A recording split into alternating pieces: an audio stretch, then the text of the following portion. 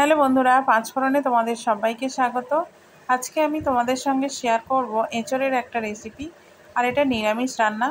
তো চলো, এখানে দেখো কড়াইয়ে তেল গরম হয়ে গেছে। তেলের মধ্যে আমি গোটা একটা শুকনো লঙ্কা আর একটু জিরে, কালো জিরে আর তেজপাতা ফোড়ন দিয়ে দিয়েছি। এবার ফোড়নটা ভাজা হয়ে যেতে এর মধ্যে আমি ডুমো ডুমো করে কেটে রাখা একটু আলু সেগুলো দিয়ে দিলাম। আলুটাকে আমি এখানে একটু হালকা করে ভেজে নেব প্রথমে। এটা সম্পূর্ণ আমাদের বাড়ির রেসিপি, আমাদের বাড়িতে এরকমভাবেই রান্না হয়। তো আলুটা এখানে হালকা একটু ভাজা ভাজা হয়েছে। এর মধ্যে আমি দিয়ে দিচ্ছি আগে থেকে সেদ্ধ করে রাখা এঁচোড়ের টুকরোগুলো। এবারে এই আলু আর এঁচোড়টাকে আমি খুব ভালো করে ভাজবো তেলের মধ্যে। নিরামিষ রান্না একটু কষিয়ে রান্না করলে খুব ভালো হয়।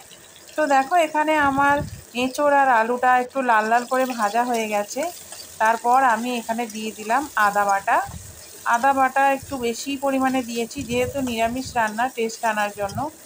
আর আদাটাকে আমি ততক্ষণই নেড়ে নিয়েছি যতক্ষণ না থেকে আদার কাঁচা গন্ধটা না যায়। এবার আমি এর মধ্যে দিয়ে দিলাম হলুদ গুঁড়ো, লঙ্কা গুঁড়ো, জিরে গুঁড়ো, একটু নুন, একটু চিনি, আর হ্যাঁ, কিছু পরিমাণ কাঁচা লঙ্কা। কাঁচা লঙ্কার ঝাল তোমরা যে যেরকম খাও সেরকমভাবে ইউজ করবে। আমি কাঁচা লঙ্কাগুলোকে গোটা দিয়েছি, তোমরা চাইলে কেটেও দিতে পারো। তো এবারে এটাকে আমি খুব ভালো করে কষে নেব, কারণ মশলাগুলো একটু ভালো করে না কষালে নিরামিষ রান্নাটা খুব একটা ভালো হয় না। তো দেখো, আমি এখানে একটু একটু জল দিয়ে দিয়ে কষিয়ে নিচ্ছি যাতে তলায় ধরে না যায়। মশলা থেকে যখন তেলটা ছেড়ে দেবে তখন আমাদের কষাটা এখানে রেডি হয়ে যাবে। তো আমাদের কষা প্রায় কমপ্লিট হয়ে গেছে। এবারে আমি এখানে জলটা দিয়ে দিলাম। আর আমি এখানে বেশি জল দেব না, তার কারণ আমার এঁচোড়টা আগে থেকেই সেদ্ধ করা ছিল, আর আলু বেশি সেদ্ধ হতে টাইম লাগে না, ভাজাতে অনেকটাই সেদ্ধ হয়ে গেছে, তার উপর এতক্ষণ কষানো হয়েছে। তো দেখো, এখানে আলু আর এঁচোড় সেদ্ধ হয়ে গেছে আর তরকারি পুরো দমে রেডি হয়ে গেছে। এবারে আমি খুব ভালো করে এটাকে নেড়ে নিচ্ছি। দেখো কত সুন্দর দেখতে হয়েছে টেক্সচারটা। আর এঁচোড়টা তো একদমই সেদ্ধ হয়ে গেছে, গলে গেছে, দেখতেই পাচ্ছ তোমরা। এবার এর মধ্যে আমি ওপর থেকে একটু ঘি দিয়ে দিলাম, আর একটু দিয়ে দেব গরম মশলা।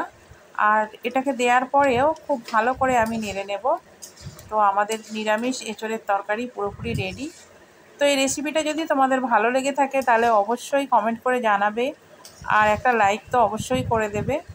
আর যদি আমার চ্যানেলের নতুন বন্ধু হও তাহলে আমার চ্যানেলটাকে সাবস্ক্রাইব করার অনুরোধ রইল। তো দেখো, পুরোপুরি রেডি নিরামিষ এঁচোড়ের তরকারি।